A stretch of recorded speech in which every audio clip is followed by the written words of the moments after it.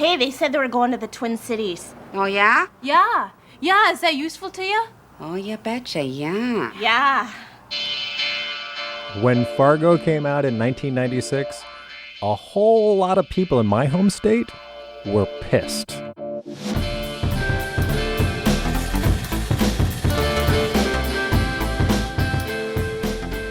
I'm Todd Melby, and this is The Drunk Projectionist, a podcast that's buzzed about movies. I was born in North Dakota, quite a ways from Fargo, but still in North Dakota.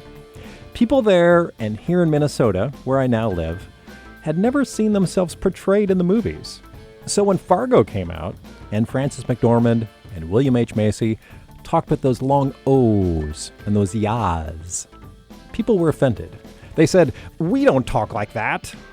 Which is why, when I made a radio documentary about the movie, my co-producer and I called it We Don't Talk Like That. In the doc, we explore the Fargo accent with the film's dialect coach. They wrote this piece in a musical form. It is written in the dialect. William H. Macy reveals his take on Jerry Lundegaard, the husband who had his wife kidnapped. In that weird way that actors can do it, I thought he was noble. And we hear from some people who are still angry about the whole accent thing. Yeah, we don't send human bodies through a wood chipper. We do murder people maybe, but not through a wood chipper. Yeah, that's a fine distinction. Stay tuned. The Drunk Projectionist is next.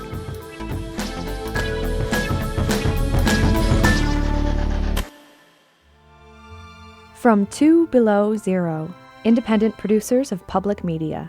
Hi there, I'm Bruce Bonney, a lifelong Minnesotan and an actor in the Twin Cities. Back in the 1990s, I had a bit of a break in a movie. Where is everybody? Well, it's cold, Margie.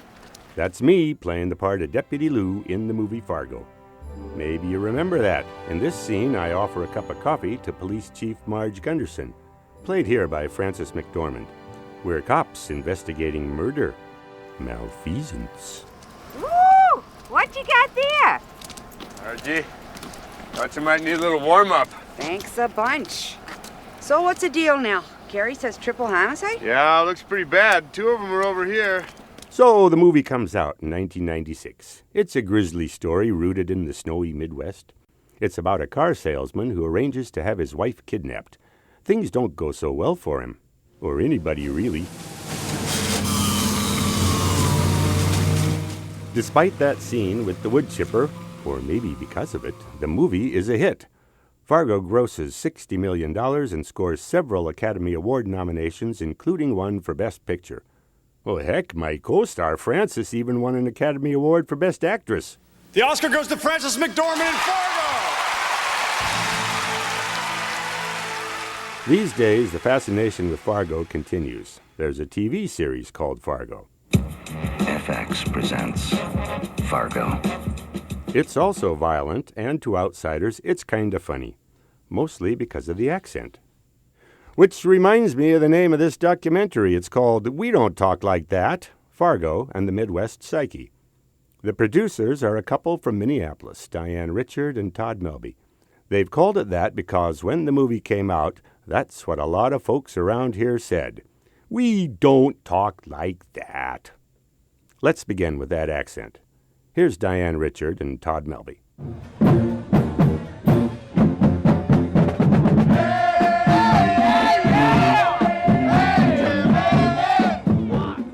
It's Saturday in Fargo, North Dakota, tailgate time at the university for the Bison football game. In the parking lot near the Fargo Dome, it's a field of green and yellow. Now, when you're making a documentary about the movie Fargo... Of course, we had to go to Fargo. Well, Fargo, of course. Thing is, in 1996, when Fargo the film first came out, many folks around here hated the movie. Hated it. Hated how they were portrayed and how characters based on them sounded on the screen. All big parkas and exaggerated Scandinavian accents. So we came here today to hear the Fargo dialect for ourselves. Let's go Bison! Let's go Bison! Along the way, we met some very generous Bison fans. What are you cooking up? Walleye and halibut. You guys are just so friendly, you give it away for free? Oh, yeah. Do you want tartar sauce or anything? Did you make it? This is That's homemade tartar sauce. Yep. Yes, please. Yum. Oh, good. Well, thanks for stopping by. Yeah, thank you. Yep. And enjoy North Dakota. Well, yeah. Horns up! Woo! Horns up! That's the call of the North Dakota State University Bison, a team that's won a bunch of small college football championships. How you guys doing? We sidle up to two friends, Leah Chalmers and Jason Swart. We asked them what they thought of the movie Fargo. Yeah, I wasn't a fan. I wasn't a fan either because that's really not how we are. I mean, seriously. And you know what? They didn't even film it here. If they were gonna really do it, don't go to Bemidji. Right. Film it here. It's here, northern Minnesota, northern North Dakota, and yeah, we don't send human bodies through a wood chipper. We do murder people maybe, but not through a wood chipper. Yeah, you might want to not put that in your documentary. Is there such a thing as a Fargo accent? I think they over accentuate the accent. It's not that bad. We're not from Canada, you know. I gotta say, Jason, you sound exactly like the dude on there. You totally do. So why do you think so many people had trouble with the accent after they saw the movie from around here? Well, because they overdid it a bit. And because they're not from here. They really don't. They have to work hard to sound like that. It comes naturally you know for what? They us. don't come here and talk to us. They just they must talk like that up over there then. We do sound like that. I'm gonna say exactly. When I first saw the movie, I'm like, oh my God, we It's do not sound that like bad, though. It is It's that bad. totally not that bad. It is.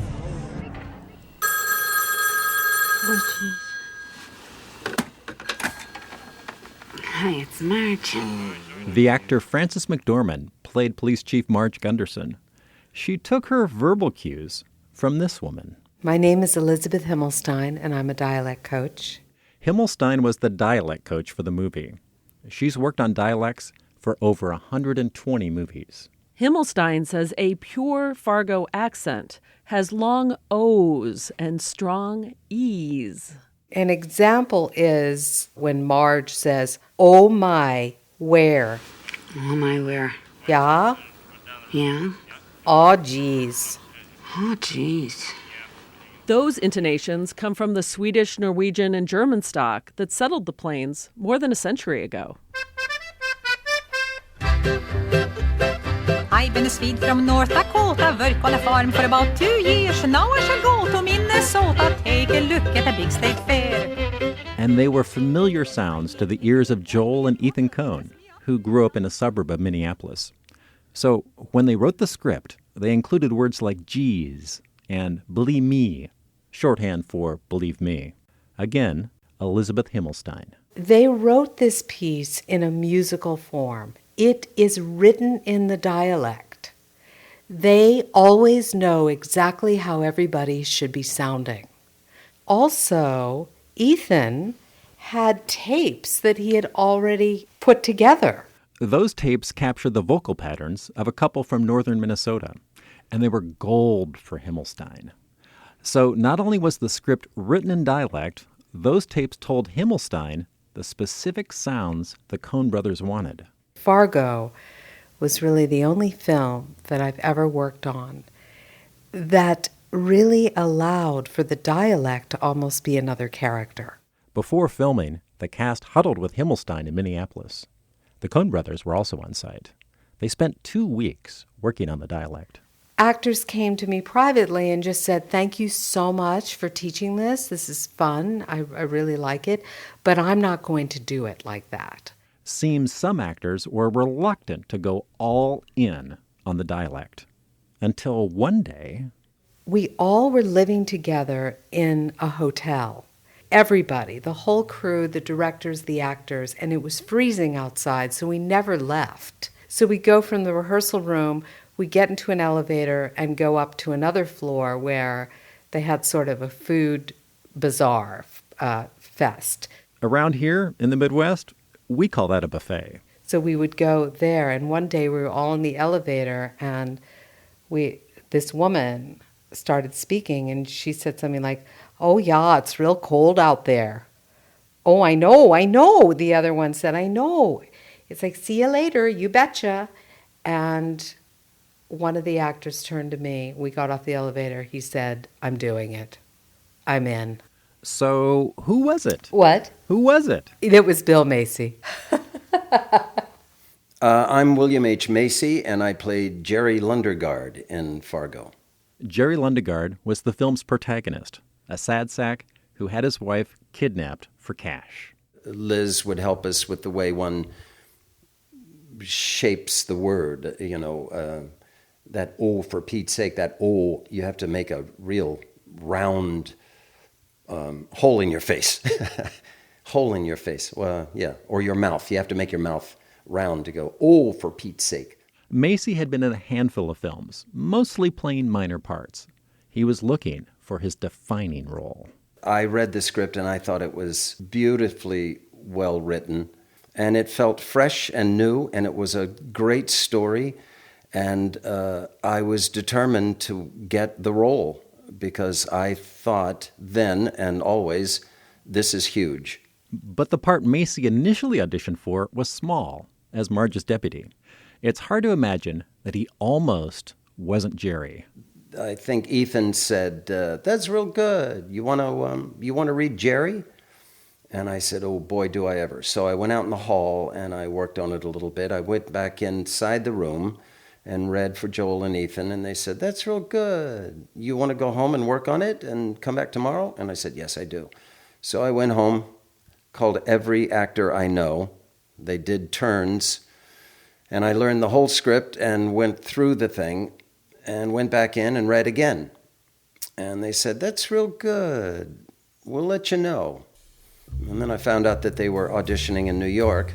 So I got my Lutheran ass on an airplane and flew to New York and sort of crashed the audition. And I said, "I want to audition again. I'm worried you're going to make a mistake on this thing and cast somebody else." I was nothing if not bold. After landing the part, Macy had to figure out how to inhabit his character, a bumbler who sets up a blizzard of bloody mayhem. To do that, he had to see things Jerry's way. I completely understood his point of view. I completely knew why he was doing what he was doing in that weird way that actors can do it. I thought he was noble. I mean, the way I interpreted it, I'm not an idiot. I mean, I know he's one of the greatest fools in American letters, but the way I decided to play it was that it was a man fighting for his family, and he was willing to do just about anything to ensure the safety and comfort and the future of his family. Here, Jerry hits up his wife's father and his business partner for cash to buy a parking lot. How are you, Stan? How you doing, Wade? Good to see you again, Jerry. If these numbers are right, this looks pretty sweet. Oh, those numbers are right, all right. Believe me. This is doable. Congratulations, Jerry. Yeah, thanks, Stan. Well, it's a pretty... What kind of finder's fee were you looking for? Huh? And so, if the father-in-law was going to be intractable, I would have to go outside the normal rules of engagement to win. And it just spiraled out of control. Macy is a native of Georgia. In addition to mastering a Midwestern dialect, he took on certain regional mannerisms under the Coen Brothers' direction.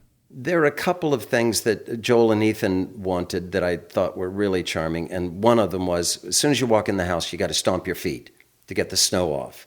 God bless them. That's sort of the music of living in the North. Another mannerism exclusive to the North is the sagging dismay of finding one's windshield covered with ice and the contortions that it takes to clear it. In Jerry's bleakest moment, after he'd pitched a business deal that he thought would solve all of his problems, Macy acts out that winter-fueled rage. When I go back to my car after Harv Presnell has said, "We're not going to give you the money, Jerry. We don't do that. We're going to develop the parking lot," and I'm furious. And I start scraping the windshield of the car. They were pretty specific about me losing my I guess I did a take or two, and it was probably Ethan, who said, no, man, go for it. Go lose your mind here.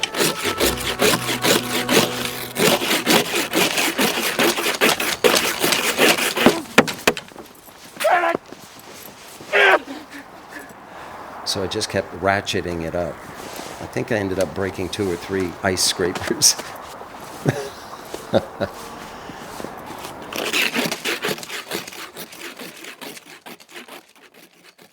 Jerry Lundegaard wasn't the only frustrated character in the movie. Mike Yanagita was too. He's the guy who meets the very pregnant police chief Marge Gunderson at a hotel bar, an old high school friend. Hi, my name is Stephen Park. I was Mike Yanagita in the movie Fargo. We talked to Stephen about that hotel bar scene. It's something we'll do a few times this hour. Call an actor and have him describe a scene. Quite often I hear it was my favorite scene in the whole movie. I hear that all the time. We thought this scene was important because it's so emotionally raw and odd. It begins with Marge approaching Mike at a booth. She arrives. Mike? Marge? Marge? Jeez, you look great. Jeez. Oh, you look great. Yeah, so do you. Oh, easy there, easy there. Easy there, easy there. You do too. I remember I had a padded belly and she had her padded thing, and I remember our bellies bouncing against each other as I was squeezing her really tight. And then she was like, okay, and then she's kind of pushing me away.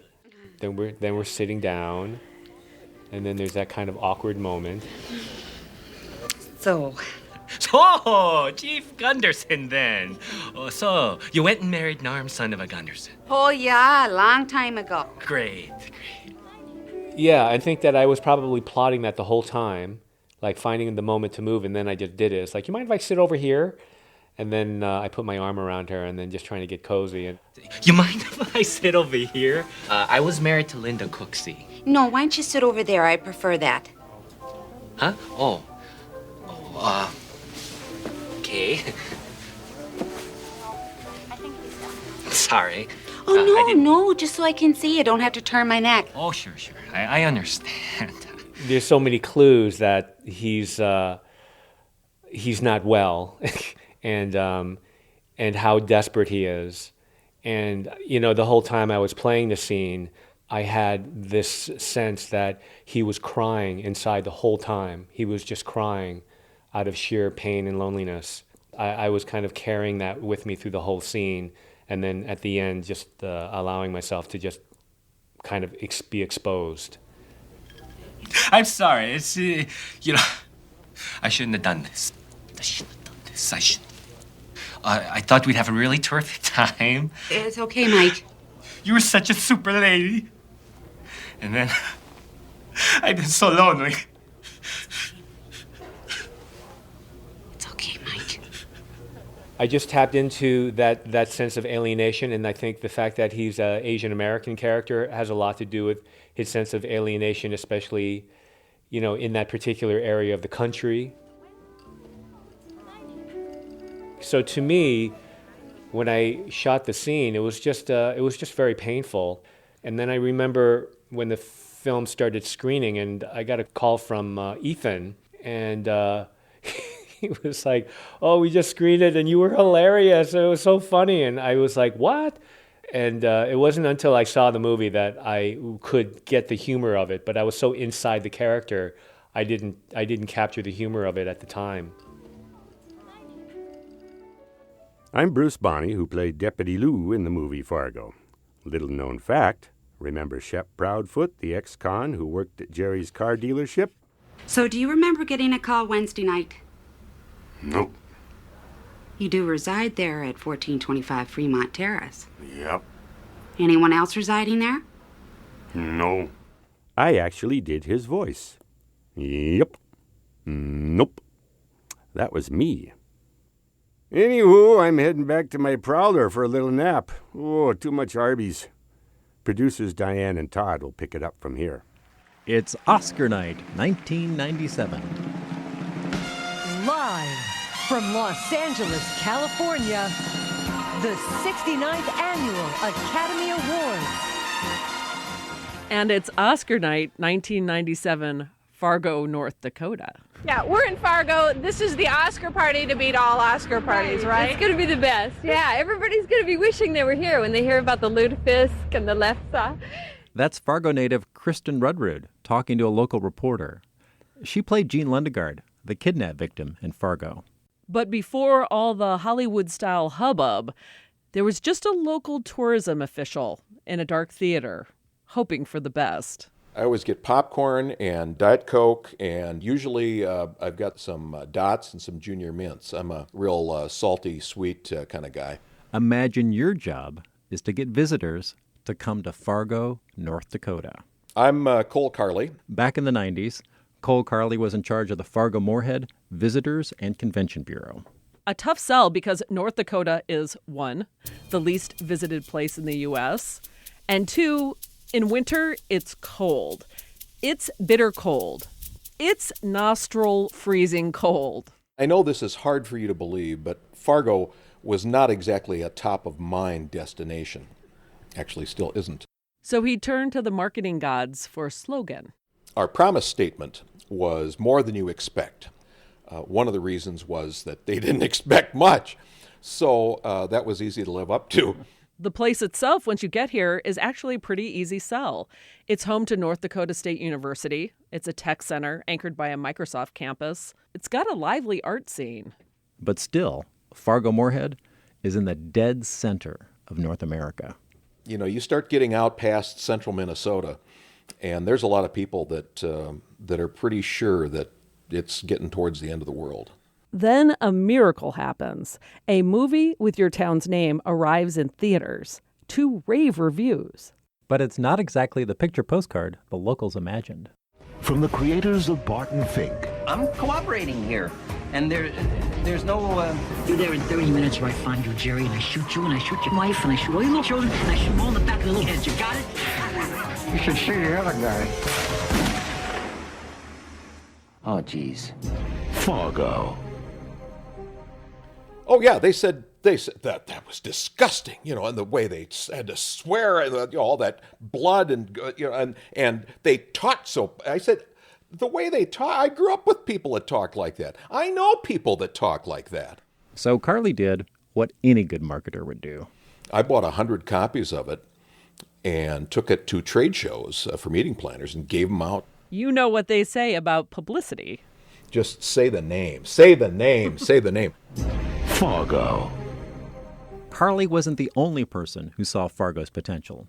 Margie Bailey was a fundraiser at the time at the historic Fargo Theater. She worked her angles to debut the film on the theater screen instead of the local multiplex, owned by a company called Marcus. They were insisting on sending the movie Fargo to the Marcus theaters. You know, even though I said that is the dumbest thing I have ever heard of. We're in Fargo. It's the Fargo Theater. The movie Fargo should be on our screen. Think about it. How stupid is that? So that's it. End of story. As they say in the movie Fargo. Bailey won the battle. The movie Fargo had its regional premiere at the Fargo Theater, and folks lined up to see it. She described the scene for us. It wasn't pretty. Budging in line, that kind of thing. It was not Fargo nice. No, it was not. There was maybe not fisticuffs. Maybe that's a little strong. That would be a little strong. I would say some major shoving. The lights went down. The movie started. There was a lot of laughter during the film. I watched people watching the film, and then they left. We don't talk about it right then. We wait until we get, to a safe place, and then we say what we really think. Trouble was, Fargo was not actually filmed in Fargo, just like those folks at the football tailgating party said. Except for one scene, it doesn't even pretend to take place in Fargo. Most of the action happens in Brainerd and Minneapolis. Minnesota, not North Dakota. That rubbed some North Dakotans raw. And like we said earlier, so did the way the locals were portrayed. Furry hats, funny accents, all that. Again, Cole Carley. You had about as many people that hated the movie as liked it, because the people that hated it were kind of taking it personally. And we'd have to tell them it wasn't a documentary, it was a movie. They made this up, okay? Beyond the dialect, Margie Bailey said, folks were chapped about all that snow in the movie. I think people felt insulted, that their weather was really, really insulted as well. But you can look at it and say, oh, they're making fun of us. They're making fun of our accent. You know, they think that we're just unintelligent, sort of snow shoveling people. In recent years, there's been quite a thaw. A local microbrewery started making an ale called Wood Chipper. And the actual wood chipper from the movie has become a tourist attraction. People put on funny hats with ear flaps and pose with it. Some even pretend to feed their puppies and babies into it. Which is kind of funny. Carly says that the region comes by its dark humor honestly. He says the Coen Brothers were onto something when they called their movie Fargo. No place is perfect. There was a branch of the Ku Klux Klan in my hometown in Castleton years ago. And when Fargo and Moorhead were kind of frontier towns, you couldn't drink in Fargo because North Dakota was a dry state. But that's where the red light district was, and the bars were in Moorhead. So it was this kind of combination of liquor and lust. And you'd have a wagon that would go back and forth between the two cities to the red light district and back to the bars, and red light district and back to the bars. In amongst this Minnesota-North Dakota ice, there is this group of people that you don't want to know.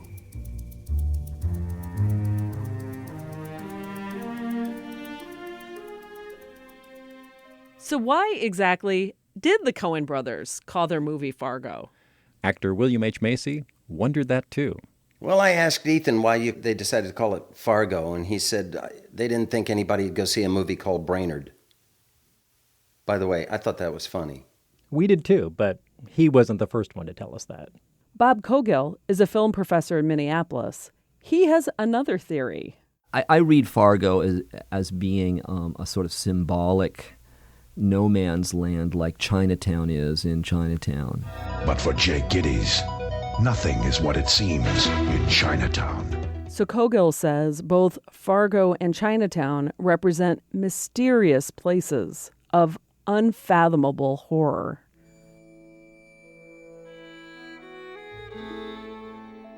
For me, the film is deepened, and this metaphor of Fargo is deepened by the cinematography of Roger Deakins. I mean, you've got that title coming on with that wonderful soundtrack as we see a car emerging, even with its lights on, out of the vast whiteness.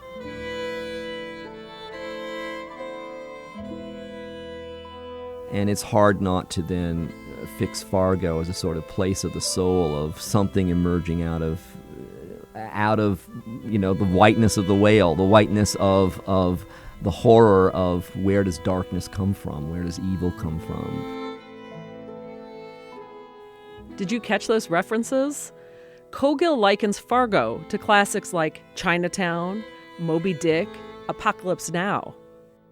But that doesn't mean he liked it. When I first saw it, I absolutely hated it. I hated it so much. What he loathed was the Coen Brothers' brand of postmodern irony. The movie Fargo has qualities about it that I think people like about the Coens, and you see them in all of their films. It's this flat affect tonality that allows for deadpan juxtapositions of violent responses. It's almost a grotesque kind of humor where they invite out of their audience these almost irreconcilable responses. You're horrified and yet you're laughing. For Cowgill, the treatment of Jerry's wife, Jean, is a case in point. She is meant for us to laugh at, and her neurosis as a classic, self-canceled, Scandinavian nice woman who has been totally played the role. We see her chopping the carrots in her first scene, and she immediately says, "Hi, hon, how you doing?" in her flat voice. Hello? Yeah, hi, hon. Oh, hi, Dad. Is Jerry around? Yeah, hon? Yeah, he's here. Yeah, I'll catch him for you, hon. Yeah. It's Dad. They made her so funny, so awkward. It's a sort of a brilliant scene when she is hiding in the shower and in her fear, she makes the wrong move and she falls down the stairs.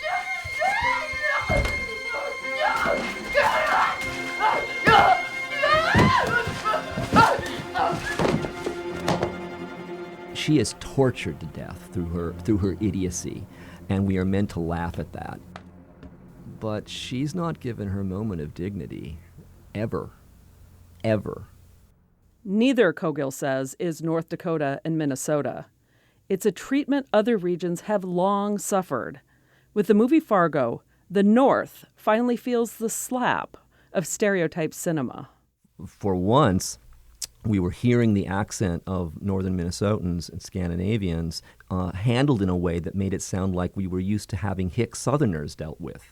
You know, we're very used to that stereotype. We're very used to laughing at the hee-haw sort of joke. That becomes acceptable. And I had a close friend who was a Southerner and a professor who he was gleeful when this movie came out because he said, as a Southerner, I've been dealing with this sort of thing all my life, and I'm so glad now to see Minnesotans squirm, where you get the stereotype shoved in your face and you have to see yourself portrayed as a yokel. Not everyone had trouble with how we Northerners were portrayed. My name is Bain Boehlke. I am the former artistic director and founder of the Jungle Theater in Minneapolis. My role in the film was Mr. Mohra.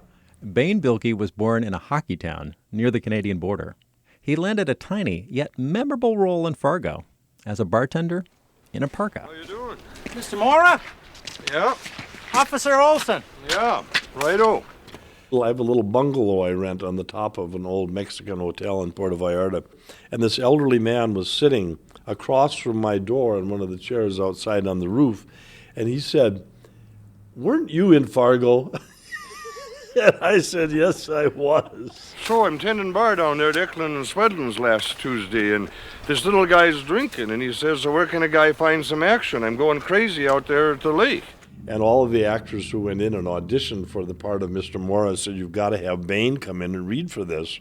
Because, of course, I was born in northern Minnesota, in Warroad, Minnesota, and I have the authentic, Minnesota accent. And I says, "What kind of action?" And he says, "Woman action. What do I look like?" And I says, "Well, what do I look like? I don't arrange that kind of thing." And he says, "But I'm going crazy out there at the lake." And I says, "Yeah, but this ain't that kind of place." Uh-huh. I didn't think it was a real film. I thought it was sort of an indie film. No one asked me if I knew my lines, and I just went, and we didn't rehearse it, Then they took me to this location, which was like a rambler house on the outskirts of Hallock, Minnesota, and prop man gave me a broom, a push broom, to sweep my driveway. And I thought, who are these people? No self-respecting Minnesotan sweeps their driveway in the winter. It's just unheard of. Looks like she's going to turn cold tomorrow. Oh, yeah. Got a front coming in. Yeah, you got that right.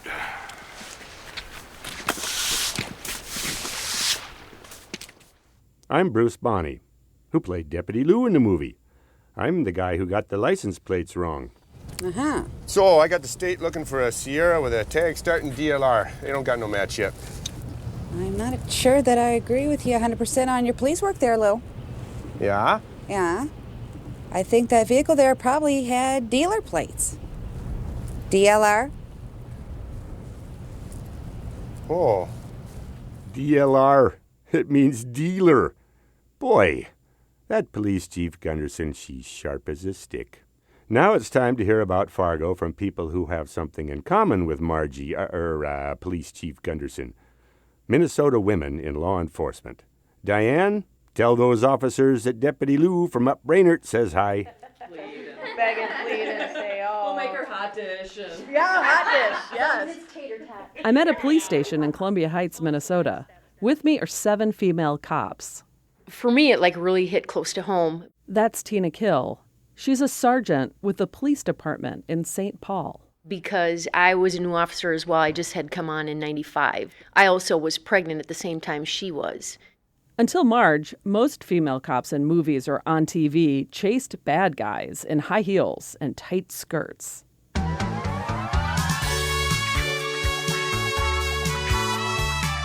Think Policewoman or Charlie's Angels. But then came Marge Gunderson. She was inspiring, actually, because that helped me realize, oh my gosh, she's pregnant and yet she can be a police officer. And I had never seen a pregnant police officer in the TV shows or movies or anything before. So that was like, oh my gosh, she can do it, I can do it. You can still be a police officer and have a family. Most of these cops identify with Marge. Frances McDormand, who played the character, called her a pregnant superhero.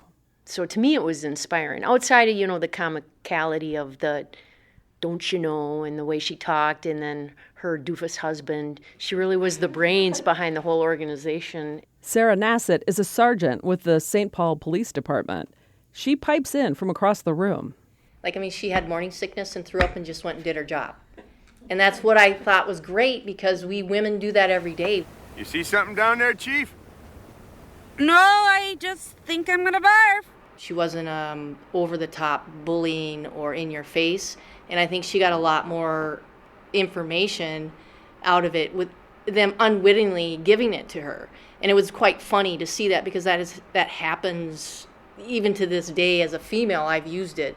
What are you talking about? What do you mean? Could you explain it to me? They're like, oh, well, she's so dumb. She won't get this. I could just say whatever, and they just slip up. When Fargo came out, only about 10% of cops were women. It's not much higher today, about 12%. And very few of those women are police chiefs, like the fictional Marge. As much as she admired Marge, Sarah prefers badass movie cops. I don't know. I think I like Dirty Harry better sometimes. Go ahead, make my day. On duty, you use that line? No. No, I have used it once. It was during a domestic, and the guy was uncooperative. I said, just go ahead and make my day. You can do it the easy way, or we're going to do the hard way, because I have a blue wave of backup coming. And then I think it clicked, and he decided to just come over and put his hands around his back. But just once. I don't think it'd be appropriate to use that too often. It was great to talk to a room full of cops about the movie. But we decided we wanted to watch it with a cop, too. Well, here we go. It's a rainy Tuesday night, and here we are with Lucy Gerald, and we are going to watch Fargo tonight, a movie I haven't seen in years. So I'm curious to see what my reaction is going to be. And what were you doing until recently in your career? I was a Minneapolis police officer and commander with the Minneapolis Police Department. All right. Well, let's start the film. And are you comfortable? You can kick off any pillow. Okay.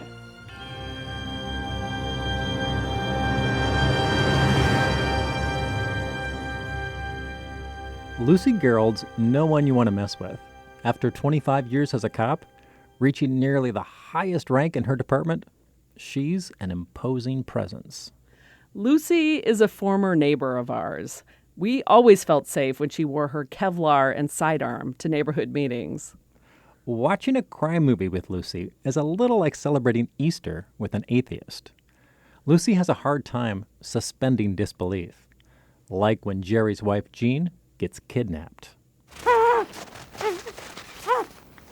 So where was that fight when the cop was there? That's what's so crazy. She fought in the house, now she's fighting, she's in the snow barefoot, she's trying to run. It doesn't make any sense that she wouldn't have been fighting or raising a stink in the car. Oops. Once Jerry discovers his wife is gone, Lucy starts thinking like a criminal, a better one than Jerry would ever be. It's terrible. He's so stupid. He should be calling 911 and reporting that his house has been broken into and his wife is missing. He's got a perfect cover. It's just the great crime scene. Whoa, Daddy. You forgot a lot of this? Yeah. We haven't even met Marge yet. I know. And then, indelibly, we do. Okay. So we got a trooper pull someone over. We got a shooting. These folks drive by. There's a high-speed pursuit. Ends here, and then this execution type deal. Yeah. I'd be very surprised if our suspect was from Brainerd. And as far as Lucy's concerned, Marge's reaction is a big disconnect. We hit pause while Lucy reacts.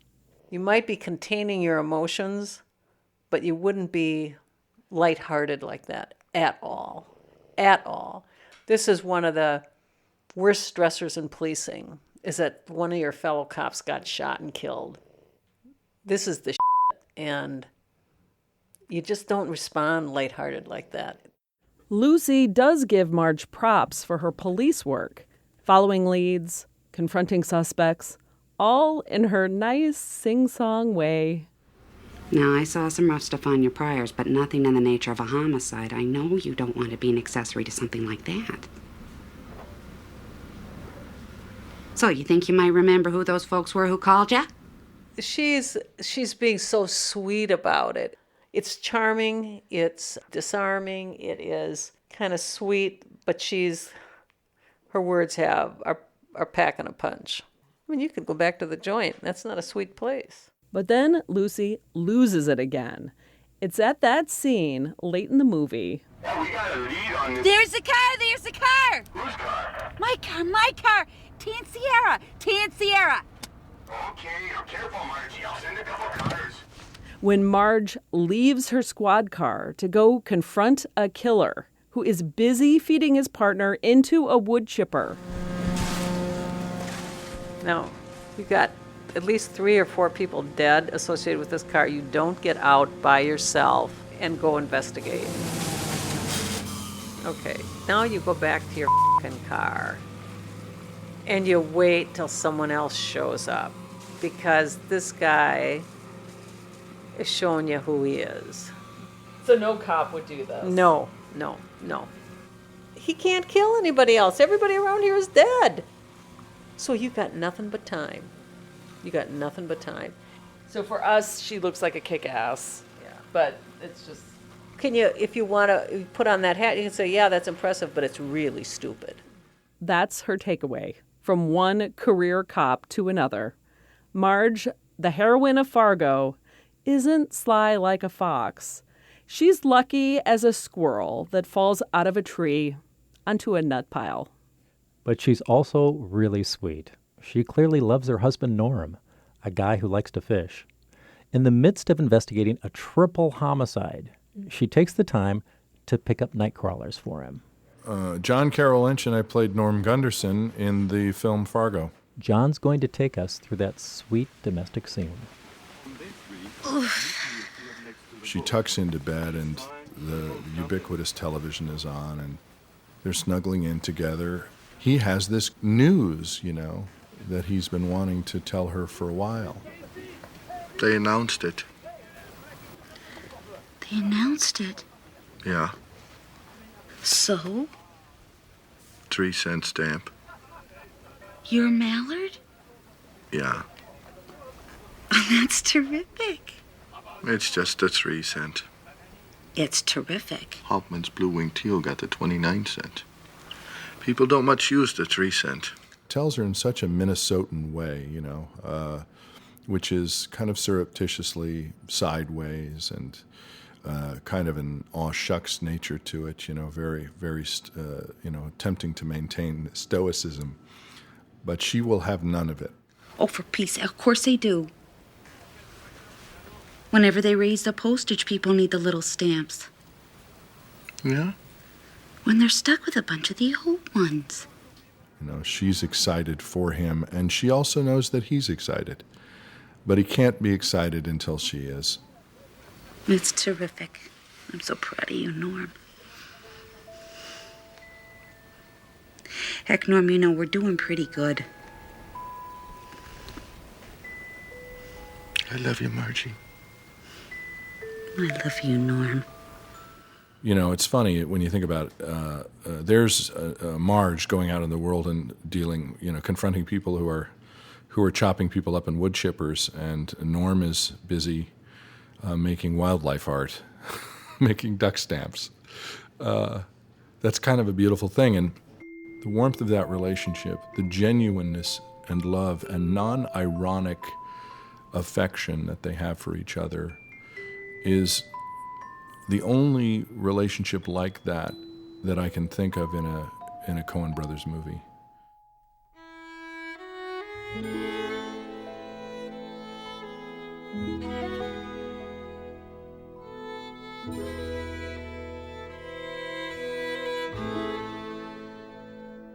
The warm relationship Marge had with Norm clearly touched a lot of people.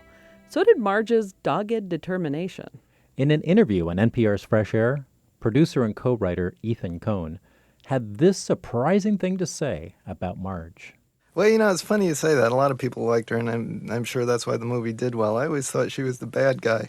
What? The bad guy? I kind of found her a little bit alarming, as did Fran. We were all surprised, actually, that people liked her quite as much as they did. She is definitely, there are admirable things about her, but she's also definitely sure of herself to an alarming degree. Certainly not given to introspection. Now, wait a minute. Is this really the way Ethan Coen feels, or is he messing with us? The Coen brothers are notoriously foxy. Their movies appear to say one thing, but sometimes they mean something else altogether. In interviews, which are rare, they turned us down, the Coens' answers are short and cryptic, and sometimes inconsistent, one to the next. So we went to the source, the screenplay co-written by the Coens that won an Academy Award. In the introduction, Ethan writes, quote, "The story that follows is about Minnesota. It evokes the abstract landscape of our childhood, a bleak, windswept tundra, resembling Siberia, except for its Ford dealerships and Hardee's restaurants. It aims to be both homey and exotic." Homey and exotic. That's Tony Denman. He played Scotty, Gene and Jerry's teenage son. And I'm proud to be a Minnesotan. So, yeah, sure, you betcha, forever, eh? In the film, he's a typical Minnesota kid. He eats at McDonald's, he plays the accordion, and he loves hockey. Yeah! Okay, well, that's why we don't want you going out for hockey. Oh, man. Come on, what's the big deal? It's just an hour. Hold on. What's the big deal? Look, Dad, there's no way that Scotty. Hey, let's watch that language there. He's not surprised that we're confused about what the Coen brothers are up to. Oh, I think that's probably their favorite thing. Just make people try and, figure out what they're trying to do when perhaps maybe there's not even an answer behind what they're doing. They're just doing it. Tony doesn't remember much from the shoot, apart from access to an endless supply of gummy bears on set. He was just a kid, but he does remember seeing the film later, at age 16. And I just remember thinking, oh my God, this is what it is? Wow, my parents let me do this? Today, Tony lives in L.A. He's married with a couple of kids. One of them is about the age of the fictional Scotty. Has he seen Fargo yet? Not yet. He's seen some of it. He knows of it. He's seen clips and pictures, but I think I'm going to wait a few more years to show him the whole shebang. I think it changes you. You lose a little bit of innocence. What do you think they're doing with Mom? It's okay, Scotty. They're not going to want to hurt her any. These men, they just want money.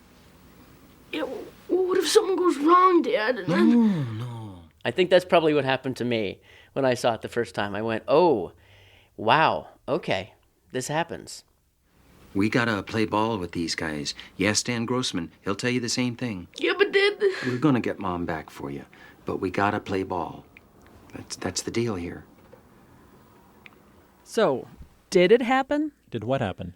Did what we see on screen actually happen? When the movie begins, words appear on the screen claiming that the film is a true story. Not based on a true story, but a true story. That even stumped William H. Macy. And then they did that weird thing at the beginning of saying, this is based on a true story. And I said, is it? What's the story? And they said, no, it's not based on a true story. I said, well, you can't say it's based on a true story if it's not. And they said, why not? And I said, well, I guess you got a point there. In the end, the truth or truthiness of Fargo doesn't really matter much. What matters is what we see on the screen. John Carroll Lynch, who played Norm, says he's a sucker for Fargo, even now. Every time he stumbles across it on TV, he's got to watch it. He says it's a perfect film. There's not a single moment in the film that's wasted. There's not a single character that isn't developed. There's not a single line that doesn't land. There's not a single scene that doesn't finish. There's not a single shot that isn't beautiful. There's not a single piece of music that isn't useful. It's emotionally powerful. It's funny. It's shocking. And it's warm and has a huge beating heart in the center. That's what makes it perfect.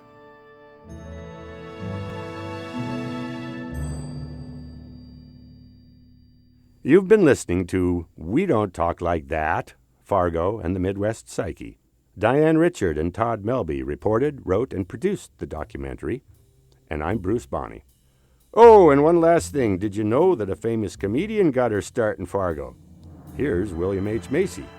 What about Amy Schumer? Amy Schumer. She was one of the hookers. Yeah, we both did. She went to college, too. I went to Normandale for about 1.5 years. Yeah, that's where we met. But I dropped out, though. Yeah, she dropped. Yeah. Check the credits. I'm pretty sure that's her. I'll look, but I don't think so. Funding was provided by the North Dakota Humanities Council. Oh, maybe I'm wrong. Todd Melby is a fiscal year 2016 recipient of an Artist Initiative grant from the Minnesota State Arts Board. This activity is made possible by the voters of Minnesota through a grant from the Minnesota State Arts Board, thanks to a legislative appropriation from the Arts and Cultural Heritage Fund. It could still be Amy Schumer. I'm pulling it up. The Ethan Coen interview appears courtesy of Fresh Air with Terry Gross. Fresh Air is produced at WHYY in Philadelphia and distributed by NPR. Podcasts are available at npr.org/podcasts and at iTunes. Stand by. Diane Richard and Todd Melby are senior producers at 2 Below Zero. More info is at 2belowzero.org. That's the number 2, 2belowzero.org. Who are they? Hooker number 1, hooker number 2. There we go. Larissa Cockernut or Cockernut. All right. And Melissa Peterman. I thought she was in that thing. But I think Amy Schumer would be very happy to think she was part of it. All right. So I'm a fool. You're darn tootin', Jer. Maybe that's why you got caught in that motel. All righty then. Thanks for listening.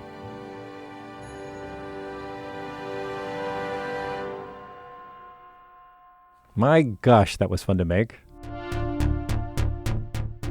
Next time on The Drunk Projectionist, director Frederick Wiseman on his documentary classic, Titicut Follies. I thought actually the guards at Bridgewater are more tuned in to the needs of the inmates than the so-called middle-class helping professionals. That's director Frederick Wiseman, next time. Don't forget to write us a review on iTunes, follow us on Twitter, Facebook, and all that good social stuff. Thanks a lot. Bye-bye.